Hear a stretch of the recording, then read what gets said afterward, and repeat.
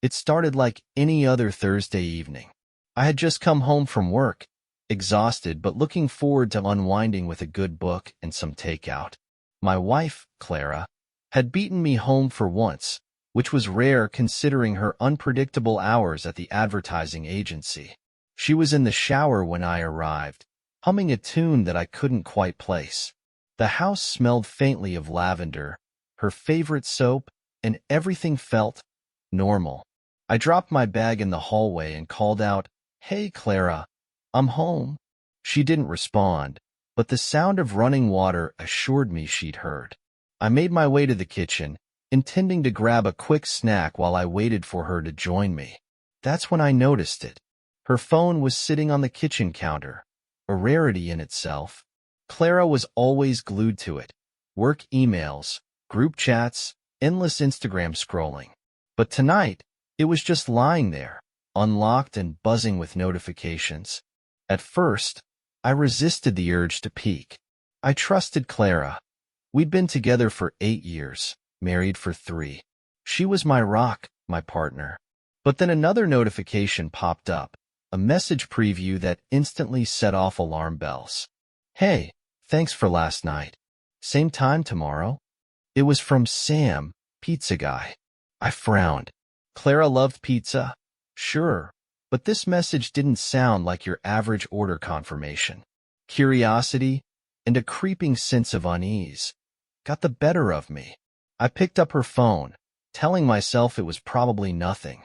Maybe a wrong number. Maybe Sam was a friend or a colleague with an inside joke I wasn't privy to. But when I opened the messages, my stomach dropped. The chat wasn't long, but it was suggestive. Too suggestive for someone who was just delivering pizza. Sam had sent her a winking emoji, and Clara had replied with a laughing face, followed by, "You're too much, haha. Don't forget the extra cheese this time." I stared at the screen, my mind racing. What was this? Flirting? A weird joke? Something else entirely? Before I could scroll further, the water stopped, and I heard the bathroom door open. Clara's voice floated down the hallway. "Hey, babe. You're home early." I quickly placed the phone back on the counter, my heart pounding. Clara entered the kitchen moments later, her hair damp and wrapped in a towel, a smile lighting up her face as she leaned in to kiss me. "You okay?" she asked, noticing my stiff posture. "You look like you've seen a ghost." I forced a smile, shaking my head. "Yeah, just long day at work." She nodded sympathetically, oblivious to the storm brewing inside me. But I couldn't shake the feeling that something was off. Was I overreacting? Or had I just stumbled onto something I wasn't ready to confront? That night, as we sat on the couch watching a movie, I couldn't concentrate. My mind kept replaying those messages, trying to make sense of them. Was this innocent? A misunderstanding? Or was my wife hiding something from me? I didn't know it then, but this was just the beginning of a revelation that would turn my world upside down. I barely slept that night. Every time I closed my eyes, the words from that message replayed in my mind. Same time tomorrow? It wasn't just a random comment. It was deliberate, like an arrangement, one that didn't involve me. My thoughts spiraled, shifting between anger, confusion, and a faint hope that there was an innocent explanation. The next morning, Clara was her usual cheerful self. She hummed a tune while getting dressed, teasing me about my groggy state as I sipped my coffee. If she noticed my silence, she didn't mention it. "I'm heading out early today," she said, grabbing her purse. "Meeting a new client downtown. You'll be okay for dinner?" I nodded, my jaw tight. "Yeah, I'll figure something out." She kissed me on the cheek, and for a moment, I wanted to confront her right then and there.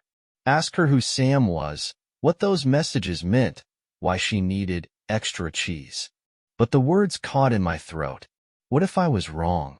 What if this was all some misunderstanding? I didn't want to accuse her without being sure. As the door closed behind her, I sat back down at the kitchen table, staring at my coffee. My mind raced, trying to piece together what I knew, or thought I knew. I needed answers, but I wasn't sure how to get them. That's when an idea struck me. I picked up my phone and searched through the recent call log. Clara had once mentioned she always called in pizza orders instead of using apps because she liked talking to a real person. Sure enough, there was a number labeled Pizza Spot from the night before. My pulse quickened as I dialed it, my hand trembling slightly. Pizza Spot, how can I help you? A friendly male voice answered. I hesitated, suddenly unsure of what to say. Hi, I stammered. I'm just calling to check on an order from last night. It was under Clara? There was a pause, followed by a slight chuckle. Oh yeah, Clara. She's, a regular. His tone shifted, as if he was weighing his words carefully. My stomach tightened. A regular, huh? I forced a laugh, trying to sound casual. She sure loves your pizza. Yeah, she's great, he replied, his voice a little too enthusiastic. Always orders late-night specials. Late night? I hadn't realized Clara had been ordering pizza so late. It wasn't like her, or at least, not the version of her I thought I knew. Hey, this is gonna sound weird, I said, lowering my voice. But I think I know you. Is this Sam? He paused, and I could hear him shifting on the other end. Yeah, this is Sam. Do I know you? My heart pounded. No, just heard the name before. Anyway, thanks for your help. I hung up quickly before he could respond. My hands were shaking as I set the phone down. There was something about his tone, like he knew more than he was letting on, like he was hiding something. That night, I decided to follow Clara. If same time tomorrow meant anything, she'd be meeting him that evening. I hated the idea of spying on her, but I couldn't shake the feeling that I needed to know the truth. Clara returned home that evening, her hair freshly styled, wearing a dress I hadn't seen in years. I've got to step out for a bit, she said casually. A friend wants to grab coffee. I won't be long. I forced a smile, pretending to be engrossed in my laptop. All right, have fun. As soon as the door closed, I grabbed my jacket and keys. My hands trembled as I followed her car at a careful distance, staying far enough back to avoid being noticed. She drove across town, eventually pulling into a small parking lot behind an unassuming building. I parked a block away, my heart racing as I watched her step out of the car.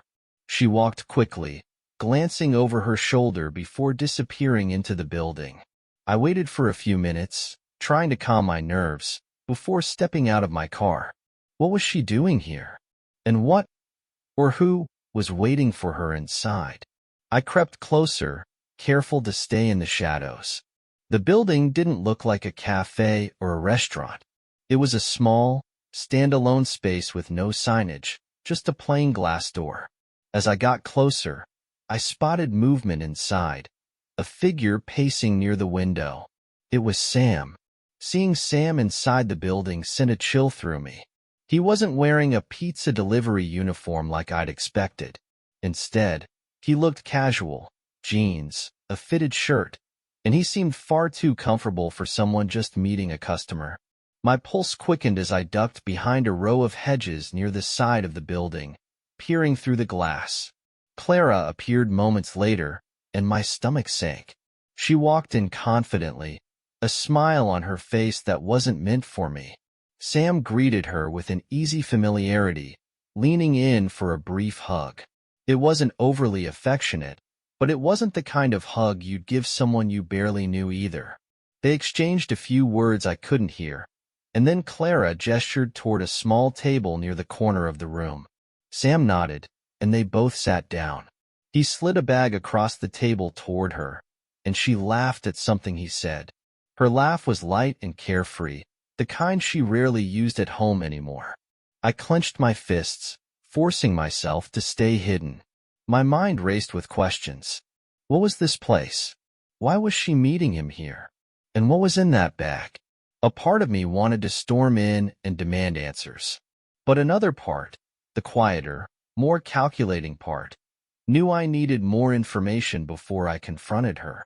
I took a deep breath, pulling out my phone to snap a few photos through the glass. The angle wasn't great, but it was enough to capture them sitting together, the bag on the table between them. I stayed for another 10 minutes, watching as they chatted like old friends. Clara seemed at ease, even playful, leaning forward as if hanging on his every word.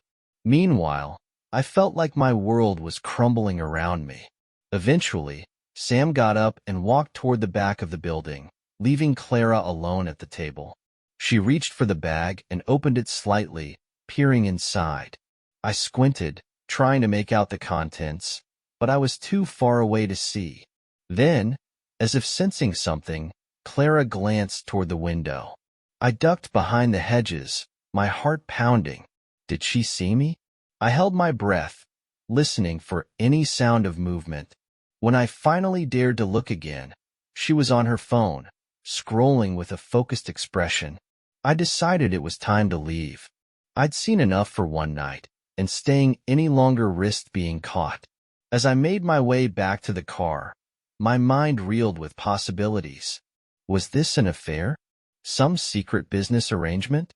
Or something else entirely? The ambiguity gnawed at me, but I resolved to confront her when the time was right. When I got home, Clara was already back. She was in the living room, curled up on the couch with her laptop as if nothing had happened. "Hey, you're back early," she said, glancing up briefly. "I thought you'd be working late." I forced a smile, pretending everything was normal. "Yeah, got everything done faster than I thought." She nodded, her attention already drifting back to her screen. "I might head to bed soon. It's been a long day." I watched her for a moment, searching for any sign of guilt or discomfort, but she seemed completely at ease. It was almost maddening. As she headed upstairs, I stayed behind, scrolling through the photos I'd taken earlier. They weren't incriminating on their own, but they painted a picture, one I couldn't ignore. I needed more answers, and I needed them soon. The next step was clear. I had to find out more about Sam. The next morning, Clara left early again, her usual cheerful self, chatting about some work deadline as she kissed me goodbye. I nodded along, my mind elsewhere. As soon as the door shut behind her, I grabbed my laptop and started digging. First, I searched for the building where I'd seen her with Sam. After a little online sleuthing, I discovered it was a rental space often used for private events or pop-up shops. The ambiguity of its purpose didn't help much, but it was another piece of the puzzle. Next, I turned my attention to Sam. I only had a first name and a vague description to go on, but I figured starting with the pizza place was my best bet. I looked up the restaurant's website, finding a page with staff photos and bios. My heart jumped when I saw him, Sam, grinning confidently in his pizza delivery uniform. His bio was brief. Sam, delivery driver, lover of great pizza and even better conversations. Not much to work with, but it confirmed he worked there. Now I needed to understand his connection to Clara. Was this relationship strictly professional, or had it crossed a line? I decided to take a bolder step. That evening, while Clara was in the shower again, I picked up her phone from the counter. This time, I didn't hesitate. I opened the Messages app and scrolled back through her conversation with Sam. There was more than I'd expected. The messages stretched back months. It started innocently enough. Talk about pizza orders, light jokes, and banter. But over time, the tone shifted. They began sharing personal details, Clara venting about work, Sam joking about his quirky customers. The messages became more frequent, filled with inside jokes and emojis that hinted at a growing familiarity. Then I hit a message that stopped me cold. It was from 2 weeks ago. "Clara, last night was amazing. I haven't laughed like that in ages. Can't wait for the next time." "Sam, you're incredible, Clara. Same time next week?" The message had been sent late at night, and the words stung like a slap to the face. My chest tightened as I scrolled further, finding more messages in the same vein. compliments, teasing, plans to meet up. It wasn't explicit, but it wasn't innocent either. I locked the phone and set it back down just as Clara stepped out of the bathroom, wrapped in a towel. She smiled at me, oblivious to the storm brewing inside me. "You're quiet tonight," she said. "Everything okay?" I forced a smile, my heart pounding. "Yeah, just tired." She didn't press further, but I could barely sit still the rest of the evening. My mind raced with possibilities. Was this just an emotional connection? Or had it gone further? I needed to know, but confronting her outright felt premature. Later that night, I lay awake in bed, staring at the ceiling while Clara slept peacefully beside me. The messages replayed in my mind, each word fueling my suspicion and anger. I had to see this through to the end, no matter how much it hurt. The next day, I made a decision. I would visit Sam at the pizza place and see what I could uncover. I wasn't sure what I'd say or how he'd react, but I needed answers, and I was done waiting. I spent the day wrestling with my nerves, replaying different scenarios in my head. What if Sam denied everything? What if he laughed in my face? I didn't have a solid plan, but my determination for answers outweighed my fear. By evening, I found myself pulling into the parking lot of the pizza place. It was a small, family-owned joint with a cozy vibe. Red checkered tablecloths visible through the windows, a neon sign blinking open. I sat in the car for a moment, psyching myself up. Then, with a deep breath, I stepped inside. The smell of melted cheese and garlic hit me immediately. A teenager behind the counter greeted me with a cheerful smile, but my eyes scanned the room, searching for him. Sam. And there he was, standing near the back, talking to a coworker. He hadn't noticed me yet. Dressed in the same uniform as his staff photo, he looked ordinary, too ordinary for the chaos he'd thrown into my life. I walked straight up to the counter, my hands clenched into fists. "I need to talk to Sam," I said, my voice firmer than I expected. The teenager glanced at me, startled, then called out, "Hey, Sam, someone's here for you." Sam turned, his face lighting up in a polite smile that faltered slightly when he saw me. He walked over, casual as ever, wiping his hands on a dish towel. "Hey, what can I do for you?" I stared at him, every word I'd rehearsed earlier vanishing from my mind. For a moment, I just stood there, my jaw tight, my pulse racing. Then I said, "I'm Clara's husband." The color drained from his face, and his easy demeanor cracked. "Oh," he said, taking a step back. I don't think." "You don't think what?" I interrupted, my voice low but trembling with anger. "Don't think I'd find out? Don't think I'd notice her sneaking off to meet you?" Sam raised his hands, palms out, as if trying to placate me. "Whoa, man. It's not what you think." I leaned in, lowering my voice so the other customers wouldn't overhear. "Then explain it to me, Sam. What exactly is it?" He hesitated, his eyes darting around the room. "Look," he said finally, "we've been friends, that's all. She orders pizza. We chat sometimes. It's nothing serious. Friends don't send messages about amazing nights or same time next week." I snapped, my temper flaring. "You've been meeting her behind my back. So don't stand here and tell me it's nothing." He shifted uncomfortably, running a hand through his hair. "Okay, yeah, we've hung out a couple of times. But it's not what you're thinking. We've just talked, that's it. She vents about work, about life. I didn't even know she was married at first." "Stop lying," I interrupted, my voice shaking. "You knew. You've always known." His face turned red, and for a moment, I thought he might deny it again. But then he sighed, his shoulders slumping. "Fine," he muttered. "Yeah, I knew. But it's not like look, it hasn't gone that far, okay? She's just lonely. I didn't push her into anything." I stared at him, my anger boiling over.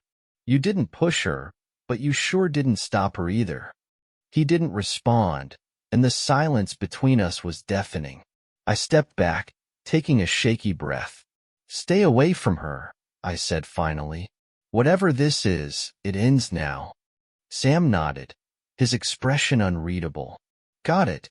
I turned and walked out, my hands trembling as I gripped the steering wheel of my car. I'd expected anger, denial, maybe even arrogance. But Sam's words, his admission, left me feeling hollow. I'd come here for answers, but they only raised more questions. Was Clara really just lonely? Was this an emotional affair, or something more? And most importantly, could I even trust her enough to get the truth? That night, I sat in the living room, waiting for Clara to come home. When she walked through the door, her smile faded the moment she saw me sitting there. She knew. Michael, she began, setting her bag down slowly. What's going on? I didn't respond right away. I just looked at her, the weight of everything pressing down on me. We need to talk, I said, my voice steady but cold. Her expression shifted, fear flickering in her eyes. About what? I took a deep breath, bracing myself. About Sam. The room seemed to freeze as Clara stood in the doorway, her face pale, her hands gripping the strap of her purse. I could see the wheels turning in her head, the mental scramble to figure out what I knew and how much I had uncovered. Sam? She repeated, her voice carefully neutral, though her eyes betrayed her panic. What about him? I stood, my heart pounding, and crossed my arms. I went to the pizza place today. I spoke to him. Her lips parted slightly, and for a moment, she seemed to stop breathing. You what? She finally managed. I wanted to hear it from him, I said, my voice sharper than I intended. Since you weren't going to tell me. Clara dropped her purse onto the counter and stepped toward me, her expression shifting to something almost pleading. Michael, it's not what you think. Then explain it. I snapped, my frustration spilling over.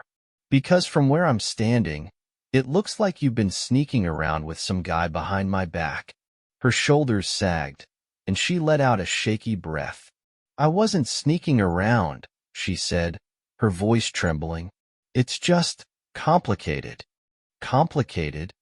I echoed, my voice rising. Is that what you call meeting him late at night? Sending flirty messages? Spending God knows how long lying to me? She winced at my words, her eyes glistening. I wasn't trying to lie to you, she said quietly. I just didn't know how to tell you the truth. Well, now's your chance, I said, my tone cold. Start talking. Clara hesitated, chewing her bottom lip as she seemed to wrestle with herself. Finally, she sank onto the couch, her hands clasped tightly in her lap. I met Sam a few months ago, she began, her voice barely above a whisper. At first, it was just about the pizza. He delivered to the office a few times, and we got to talking. He was nice, easy to talk to. I stayed silent, letting her continue. It wasn't anything serious, she said quickly, glancing up at me. But then I started venting to him. About work, about how stressed I've been. About us. I felt a stab of betrayal at those words. You talked to him about us? She nodded, her cheeks flushed. Not in detail. Just, I've been feeling disconnected, Michael. Like we've been living parallel lives instead of being together. And Sam, he listened. That's all it was at first. At first, I repeated bitterly. And then? Clara hesitated, her eyes darting toward the window as if looking for an escape. And then it got personal, she admitted. We started meeting up after work. Just to talk, I swear. I was lonely, and he made me feel seen. My stomach churned as her words sank in. So, it was an emotional affair. It wasn't an affair, she insisted, her voice breaking. Michael, I never slept with him. I never even kissed him. It was just talking. And you expect me to believe that? I shot back, my anger flaring again. You expect me to believe that all those secret meetings, those messages, the lies, none of it ever crossed a line? Clara's face crumpled, and tears spilled down her cheeks. I know how it looks, she said, her voice trembling. And I know I've hurt you. But I swear, it wasn't like that. I wasn't trying to replace you. I needed something. Someone. You needed someone? I repeated, my voice dripping with sarcasm. And instead of coming to me, your husband, you turned to him? I didn't think you'd understand, she whispered. For a moment, I didn't know how to respond. The room felt stifling, the air thick with tension. I turned away, running a hand through my hair as I tried to process everything. So, what now? I asked finally. Are you still talking to him? She shook her head furiously. No, I ended it. Before you even found out, I told him I couldn't see him anymore. It was a mistake, Michael. I know that now. I turned back to face her, searching her tear-streaked face for any sign of deception. And I'm just supposed to take your word for it? I asked bitterly. Clara stood, her expression desperate. I'll do whatever it takes to prove it to you, she said. I'll show you my messages, my emails, anything. Just, please, Michael, don't give up on us. I stared at her, my emotions warring inside me.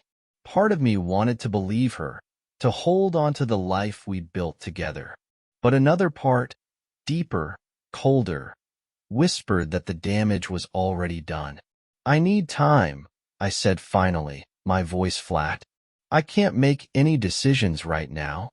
Clara nodded, wiping her tears. Take all the time you need, she said softly. I'll wait. As she retreated upstairs, I sank onto the couch, my head in my hands.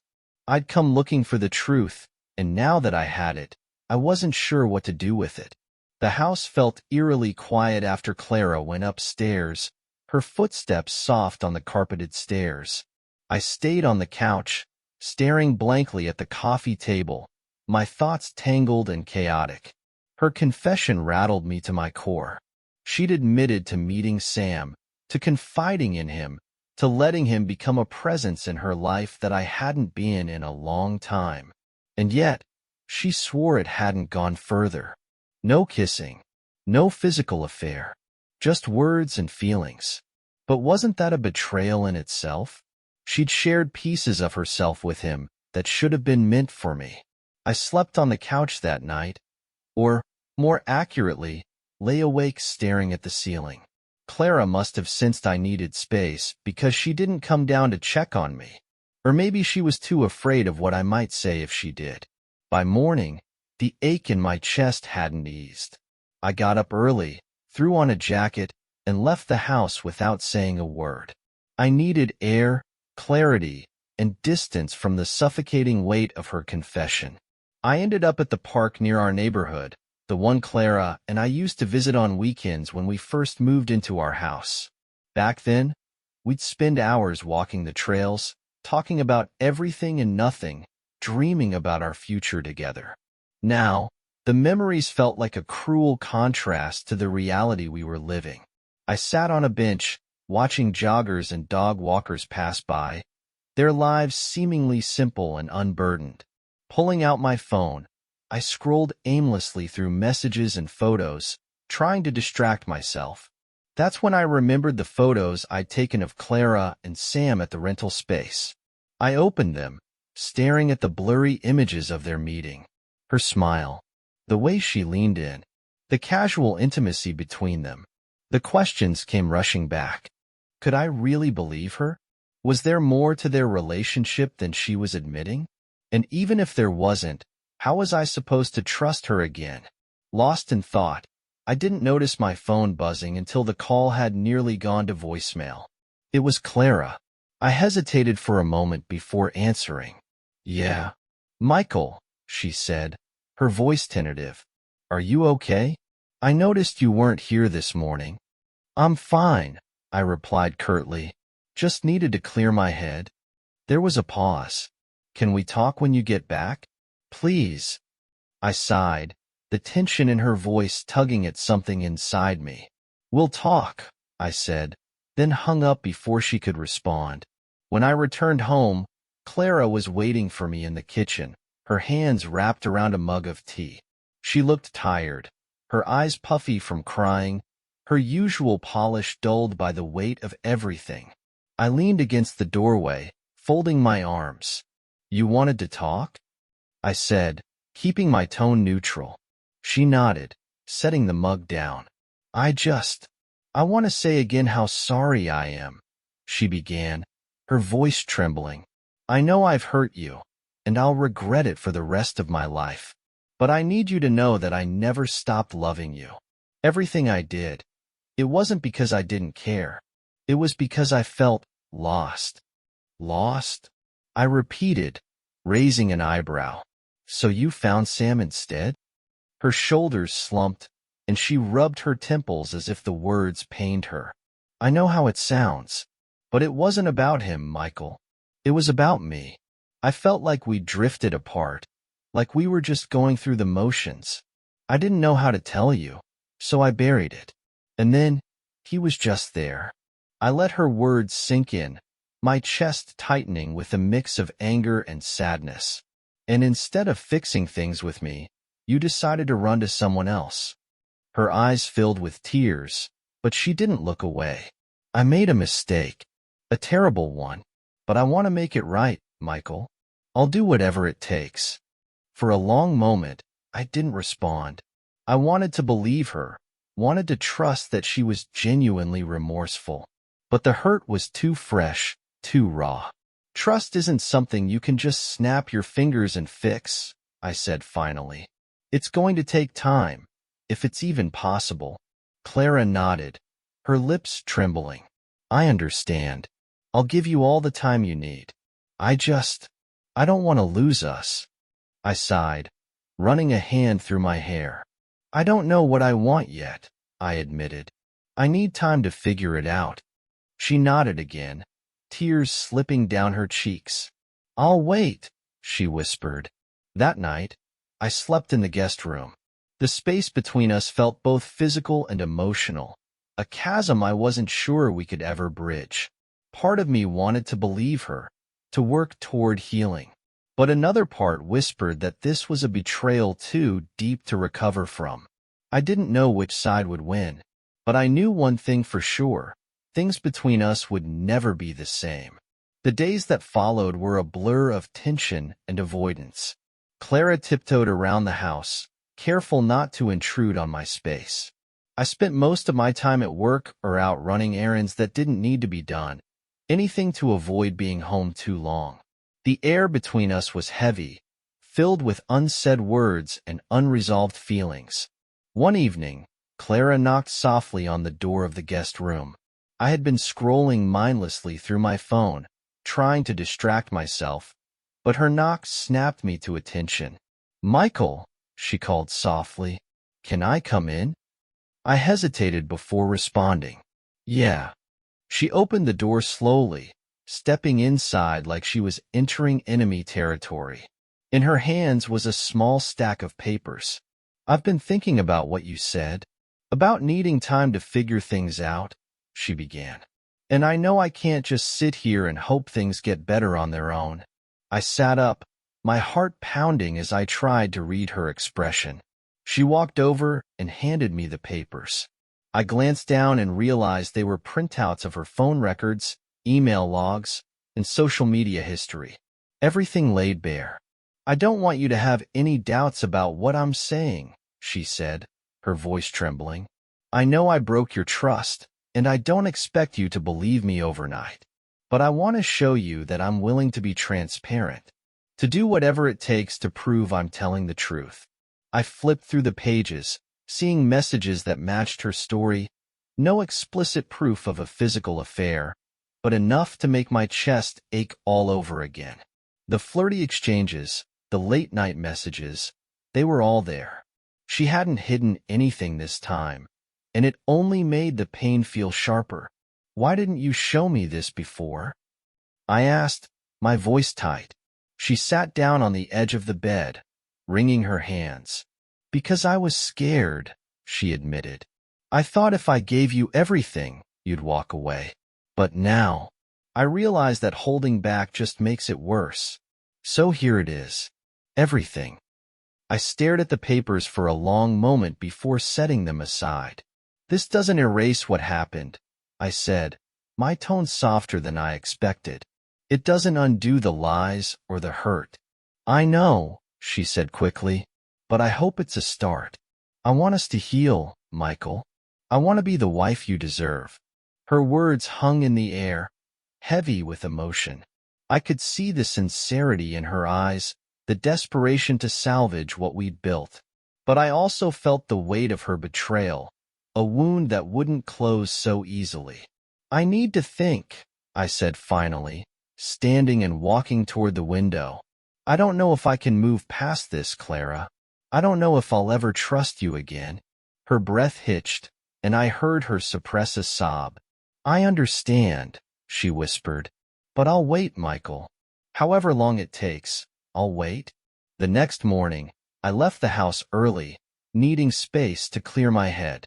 I drove aimlessly for hours, revisiting old haunts and trying to piece together what my next step should be. Clara's openness had shaken me. For the first time since this ordeal began, I felt a flicker of hope, but it was buried under layers of doubt. That evening, I returned home to find Clara sitting at the kitchen table, staring at her phone. She looked up as I entered, her face a mixture of relief and apprehension. "I've been thinking," I said, setting my keys on the counter. "About us. About everything." She nodded, bracing herself for what I might say. "I don't have an answer yet," I admitted. "But if we're going to try, if there's even a chance, we need to do it the right way. Counseling. Honest conversations. No more secrets." Her eyes filled with tears, and she nodded quickly. "Yes. Anything. Whatever it takes." I sighed, the weight of the decision pressing on me. "But if I find out you're hiding anything else, Clara, that's it. I mean it." "I swear," she said, her voice trembling. "No more secrets." For the first time in weeks, we sat down and talked, not about Sam, but about us. About the distance that had grown between us, the cracks in our relationship we'd ignored for too long. It wasn't easy, and it wasn't comfortable, but it was honest. As I went to bed that night, still in the guest room, I felt a strange mix of emotions. There was no guarantee this would work, no certainty we could rebuild what had been broken. But for the first time, I felt like we were facing the truth together. And maybe, just maybe, that was enough to take the first step forward.